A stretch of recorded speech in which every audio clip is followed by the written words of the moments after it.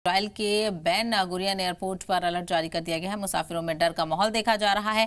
जमीन पर लेटे हुए दिखाई दे रहे हैं लोग। हमले से लोगों में खौफ का माहौल है। तो ताबड़तोड़ हमले ईरान की तरफ से इजराइल पर लगातार जारी है। हमलों के बीच इजराइल में भगदड़ की भी जानकारी सामने आ रही है। इजराइल के बेन गुरियन एयरपोर्ट पर अलर्ट जारी कर दिया गया है। मुसाफिरों में डर का माहौल देखा जा सकता है। तो वहीं जमीन पर लेटे हुए कई मुसाफिर और कई लोग दिखाई दिए हैं। हमलों से लोगों में खौफ का माहौल है। तो खौफ और हरासत का माहौल यहाँ पर देखने को मिल रहा है।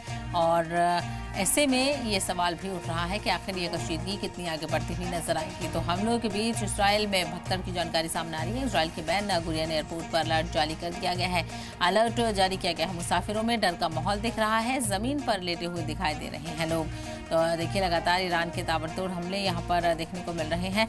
वहीं महेश सचदेव जी, ये अहम सवाल ये भी उठ रहा है कि अब आगे क्या होगा। ईरान वर्सेस इजराइल तो देखने को मिल रहा है।